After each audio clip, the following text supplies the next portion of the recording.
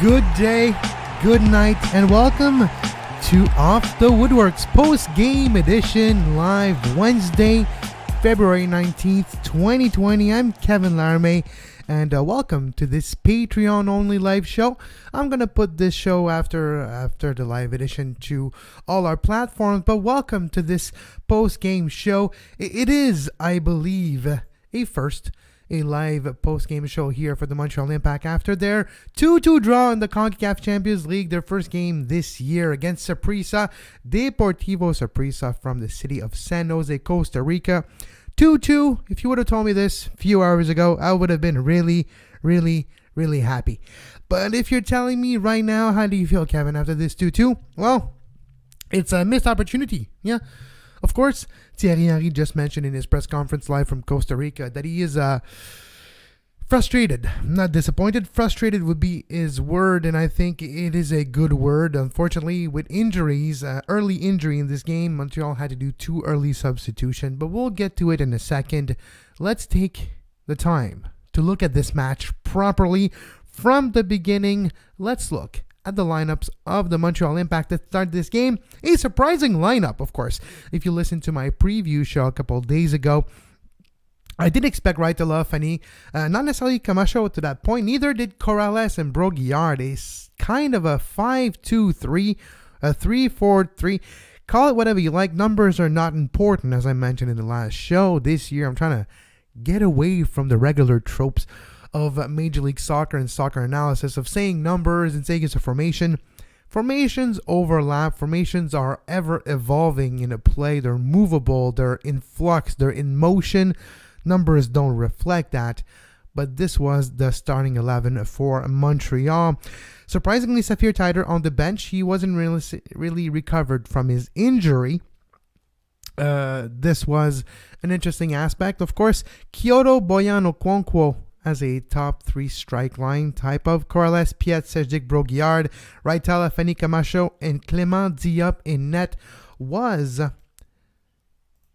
the starting 11 for the Montreal Impact. 2 goals each, 71.4% possession for Saprissa, 28.6% for Montreal. Of course, Montreal started this game really well. Scored 2 goals early on in this game, took the lead 2-0. Could have been 3-0. If Urruti's goal would not have been called out. Unfortunately, Zachary Broguillard on the same play, kind of like it did a little foul on Guzman, impeded Guzman's mobility, and the assistant referee called the foul on that movement.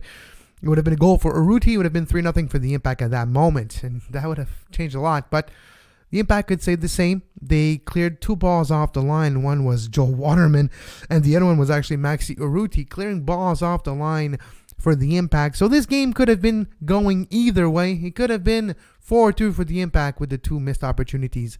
The Urruti missed goal, of course. Well, goal. He scored, but it was offside.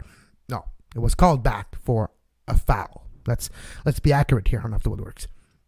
And Boyan, late in the game, missing an opportunity that would have seen Montreal have a third goal. It would have been 3-1 at that moment. And that goal would have been really useful minutes later in this game when Saprissa tied it up late in the game. It's CONCACAF. What did you expect?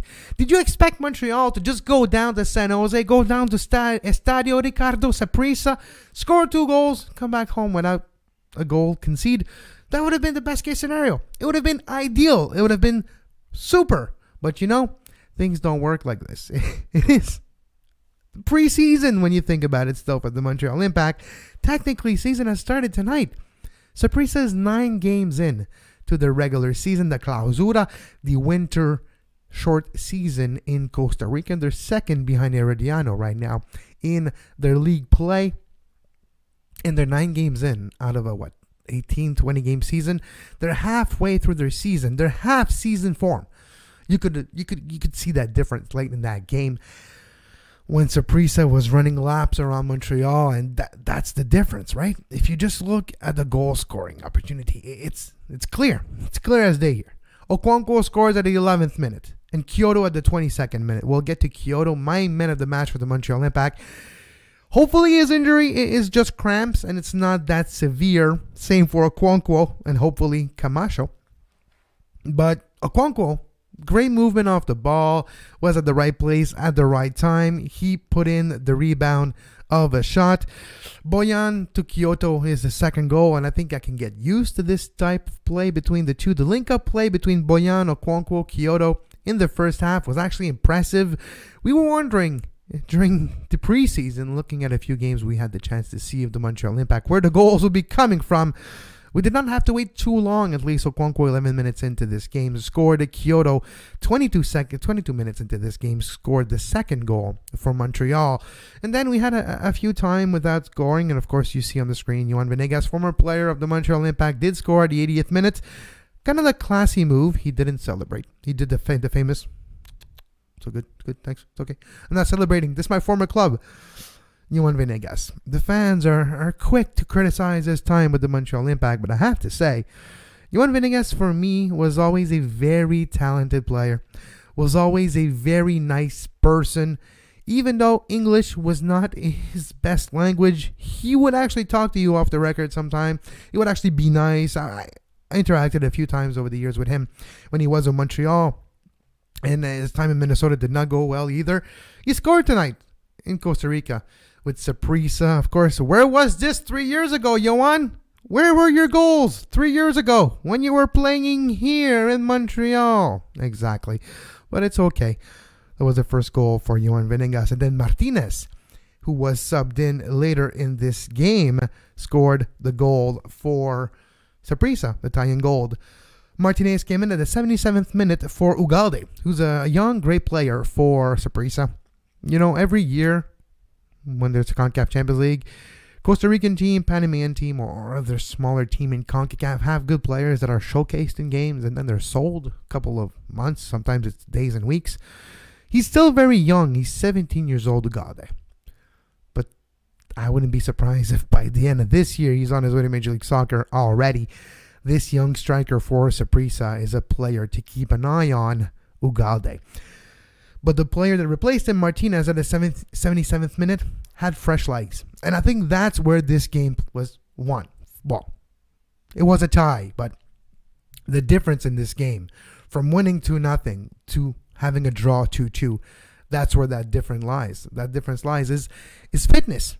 Fitness late in the game, the Montreal Impact, if it wasn't for these two injuries, by the way, Camacho, it looks like it's a knee injury, according to the broadcasters, and Okonkwo, it's apparently a glute injury.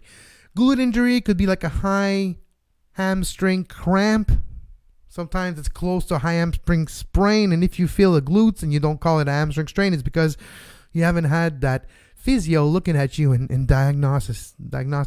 But I think it might be a more preventive case, but Okonkwo, that could be a bad news for the Impact. That was always going to be dangerous tonight. It was always going to be about fitness, about the injuries, and can Montreal hold on for 90 minutes? They weren't able to. They held for 89 minutes. They conceded the late goal. At least it's a draw. Coming back home with a 2-2 draw. And let's be honest with ourselves. You might be mad right now saying, damn, CONCACAF, every freaking time it does the same thing to me. Montreal gets the lead, and late in the game, the other team comes back. Well, let's not forget one thing. Saprissa is informed. Saprissa played this game with the right mentality. The tactic was not to press at the beginning, even though they did kind of mid-game, beginning of the second half. They pressed Montreal to start getting Montreal tired. We saw that. It was flagrant, and that was the plan of Saprissa. The plan of Saprissa was not to get out there and run after Montreal when Montreal's full of energy still. Wait a little bit. It's their first competitive game of the season. They're going to shoot their wad, as we say. They did. And then Saprissa took over later in the game. A very smart game plan, if you ask me. Very smart game plan. Outside of Yohan Venegas, that you have heard before, who played for the Impact and Minnesota United, Cristian Bolaños, former Vancouver Whitecaps player, is playing for Saprissa. Also, Roy Miller is playing for Saprissa. I'm laughing because famously, Roy Miller was a player for the Red Bulls, played at the same time as Thierry Henry, and Roy Miller was not necessarily playing a great game at the beginning of the match. He's responsible on the Kyoto goal and a few a few mistakes during the first half for Saprissa. So I'm pretty sure Thierry Henry's game plan was, okay, guys, Roy Miller, go at him. And then we can have a good game. It is, of course, an exaggeration, but those are a few names that you might have heard before if you've been following Major League Soccer for a long time, especially back when Thierry Henry used to play for the Red Bulls. Thierry Henry as manager of the Impact. What do I think after one game? Of course, the sample size is very small. I like what I saw from a few players. I'm just going to bring the lineup of Montreal back on the screen for a second because I do like what I saw from Kyoto. I did like mostly what I saw from Boyan. Of course, the lack of energy late in the game made he wasn't able to score his chance. He thought he was offside, but the linesman never rose the flag. You have to go, you have to play until the end of the whistle. Energy, fitness, stamina was lacking for the Impact at that moment. It's unfortunate because Montreal could have come back home with 3 goals scored on the road. Now it's 2. But at this starting 11, Kyoto was really surprising to me. Corrales was a revelation today. His best moments. No one actually thought he was really into this back line as a key piece. And he actually showed us that, he might be actually beneficial for Thierry Henry this year. We all thought he was just like a throw-in into a trade last year. But no, Corrales did really well. Maybe the second best defender tonight behind Rod Fanny, who was very realistic. It could have cost a penalty once or twice for the Impact.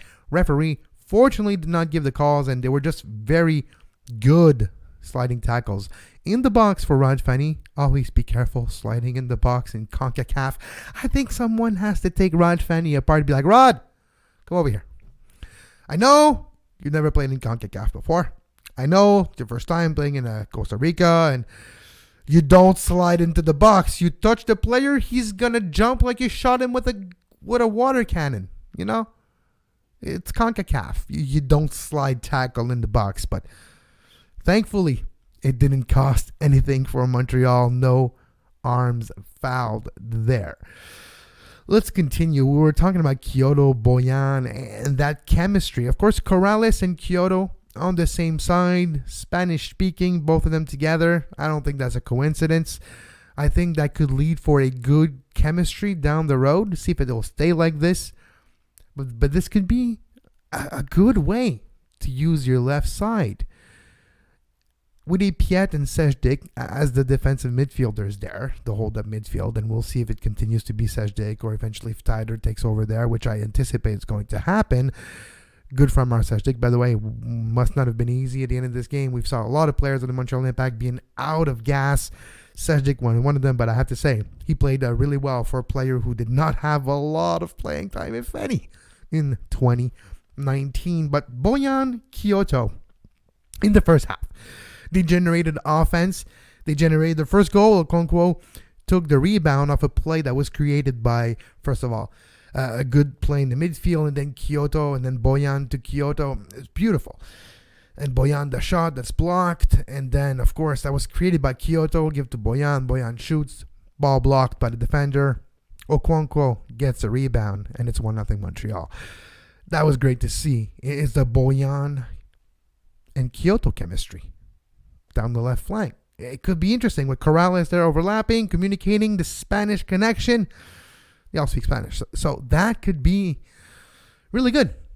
You could tell that they were finding themselves at the beginning of this game. So Okonkwo, great. But Kyoto Boyan, that might be the key, at least to create the famous expected goals column in the stat category.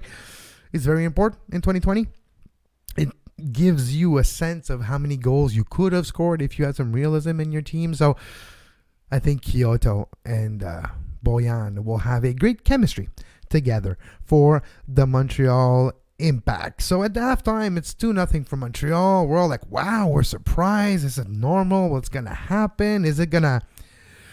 That's where things changed.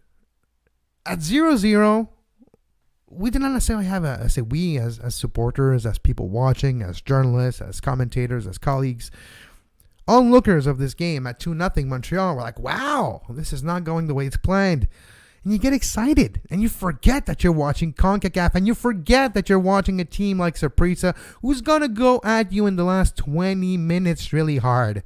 and it was an onslaught. The second half, but especially the last 20 minutes, was an onslaught of pressure on the Montreal Impact. The amount of balls that were just put in the box by Saprissa, and Montreal had to deal with it. Tim Diop had to do a few boxes, a few very last-minute save attempt, close calls, ball cleared off the goal line. This could have been a lot worse for Montreal.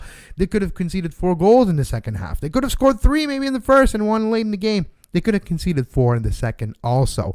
So the defense of the Montreal Impact were one of the key that we thought was going to be a problem for the Impact this year. One of the positions that we thought needed some more work, some depth. And this game did not necessarily tell you either way, but it does tell you that 90 minutes is a long time. And the Montreal Impact, unfortunately, were not ready for 90 minutes against the Saprissa tonight. They were close. They were really close. And do you blame the injuries, though? And that's the thing. If you look at the substitutions in this game, well, let's take a look at the substitution here. 17 minutes in, you had to take Camacho out and put Joel Waterman, who have never played a minute for the Impact in a regular competitive game, coming out of Cavalry FC 2 years ago. He was in the PDL. Joel Waterman, great rise to the Montreal Impact. He played actually very decently in replacement of Camacho, but 17 minutes in, you're already using a substitution for Thierry Henry. So you're jeopardizing 5 to 10 minutes at the end of the game right now after 17 minutes in. And guess where they conceded. So yeah, it's a game of circumstances. And in this game, there's 2 circumstances that were out of the control of Thierry Henry and the players in the Montreal Impact. Also, the injury to Rudy Camacho. And also the injury to Orji Okonkwo, 28 minutes in. Okonkwo out, Urruti in. Okay, Urruti almost scored, so that could have been great. Okonkwo was maybe your best, if not second best player on the pitch at that moment for the entire 30 minutes he was on the pitch. He scored, created a couple of chances, and that was a big blow for the Impact. Like just a few minutes after Montreal scores their second, Okonkwo leaves injured at the 28th minute. Salinas was out, replaced by Barantes for Saprissa at halftime. Guzman out, replaced by Rodriguez. And their last substitution, like we talked earlier, Martinez in. Balou did play in this game for Kyoto at the 71st minute. Kyoto was injured also, but it's looking more like cramps for Romel Kyoto. Let's hope, because the Montreal Impact do have a game in 7 days at the Olympic Stadium in Montreal, the second leg versus Saprissa, and then 3 days later, another game at the Big O, this time their opening game of the regular season in 2020. So it's a tough week to start the season for the Impact. Is the Champions League the big target? Is the league the big target? Does it really matter? Not really, because it is what it is. You're in this position. You're in Saprissa. If you beat Saprissa, which is not going to be easy, but you're coming back home with 2 goals scored on the road. Any draw, any win at home, you're through. So that's a positive off the start. Montreal has more chances to go through than not. So that is great. 1-0 loss, Montreal is out. Any other 1-1 or so you gotta either draw or win this game. You lose this game, you lose a tie. It's that easy. Montreal is gonna have to perform at home. First time in a few years that Montreal plays at the Big O. It'll be great next Wednesday, and of course I'll be at the Big O next week. I'll be covering this game. I'll be on the press box. I'll arrive early, so look for special content, not just on our Patreon page right here, but of course on our regular platforms. We'll spend the afternoon from the Big O. We'll rediscover my favorite building in this city. Yeah, I know, I love the Big O. I'm a romantic like that. I like old things that are built for no reasons and don't necessarily are being used too often. I guess I like that. So that says a lot about me. Maybe not for the right reason. All right, let's continue to take a look at this game, at my game notes. My man of the match for the Impact, obviously, Kyoto. For Saprissa, Ugalde was good. Venegas actually played pretty damn well. Bolaños was close on a few occasions also. But this tie is not over. It's a 2-2 literally draw. It's tying, going back to Montreal. Costa Rican team, they're not necessarily the one that travels the best. We've seen players like Venegas and others coming over here and having difficulties. It's going to be really cold next week, hopefully. And hopefully their acclimatization to Montreal's weather goes a bit difficult. But it is what it is. I did appreciate one thing in this game, and that's the refereeing. I thought it was actually for a CONCACAF game. The refereeing was up to par. It was pretty equal on both sides. I think, of course, you're going to have missed call here and there. They could have been called a penalty on Fanny. They could have been called the same later on a Saprissa player. There could have been some more red card, yellow card, for sure. Only 2 yellow cards in the entire game. Torres at the 43rd minute, and then Corrales at the 85th minute for time wasting, which didn't turn out to be beneficial for the Impact because they still conceded. You can tell this goal was coming, though. Like, when, again, from the 71st minute on, like, when Kyoto was subbed out, that's where it really changed. Kyoto was giving all sort of trouble to Saprissa all night long. It's not just with his movement, not just when he's on the ball, but it's the threat of a Kyoto that gives not only the defender, but his midfielder in front of him like a fraction of a second more of hesitation to make sure that he knows where Kyoto is. And I like that. I really was impressed tonight with Kyoto. We're not going to go into what happens behind the scenes, what happened in Houston, what happened, whatever. This is behind, it's past, it's last year, it's 2020. We started this year with hindsight. And with hindsight, we're going to give the guy a chance. So far, he's been the best player for the Impact in 2020. That's saying something. Romel Kyoto, MVP of the Montreal Impact in 2020. So far. But you can tell, though. And of course, there was the injury. There was the substitution for injuries with Kyoto, Kwankwo, Camacho. But looking at other players, like there was knocks. The injuries and the knocks and the strain and the cramps and the lack of energy because it's your first competitive game of the season, they were adding up a lot during the game. And you can tell that around the 71st, 72nd, 73rd, it was getting a lot difficult for the Impact. You were looking at players like Boyan, who had a ball that you can go for it, and then you don't. You just stay back. Like, okay, I'm gonna manage here. They had to manage their efforts, and unfortunately, they came just a bit short for the Impact. They were missing energy. Now they have a week to recover, to come back, and to hopefully find solutions for injured players. Hopefully, Camacho. Well, it wouldn't be the worst thing. Hopefully, Okonkwo and Kyoto are good because you need to score. Well, you don't. If you keep it clean, you're going to win next week. So, you need a clean sheet or you need to score goals next Wednesday. It's that easy for the Impact. So, you kind of need Kyoto, I think. It's that, or is Lassie back to 100%? We're not sure there, too. So, Romel Kyoto could be the most important player for the Impact in the next 10 days. So hopefully it's just cramps and he's okay to continue. Like I mentioned earlier, Camacho, technically a knee injury and a glute injury for Okonkwo. The lack of energy for Montreal, the lack of game shape, if you permit the expression, was really the big difference in this game today. It is encouraging though. Like I mentioned earlier, if you were a Montreal Impact fan before this game and say, okay, a draw with 2 goals scored, going back home with 2 goals scored on the road, I'll take it. Yeah. Game effect changed our expectations. Game effect gave everyone that is on the Montreal side of the divide looking at this game with expectations. With a little bit of, ooh, maybe we can get a win. And then your mind starts racing. But what if we come back and then we might have Seattle? What if Seattle lose Olympia? We can take Olympia. Then we find ourselves again. Don't look too far ahead. It's a CONCACAF Champions League. You're 2 minutes away from the sky falling on you. Always 2 minutes away from conceded 2 goals. And as soon as Venegas scored, I'm like, yep, this ain't over. And it wasn't.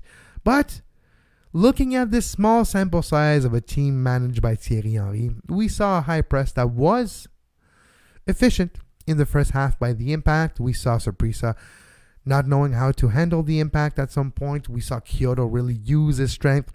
We saw a defense core that were able to keep a clean sheet for half this game and even more for 70 minutes. 80 minutes, they kept a clean sheet, which is a lot more than we thought was going to be the case, at least in this game. Ball cleared off the line. The effort was there. So all in all, you have to be satisfied after a match like this.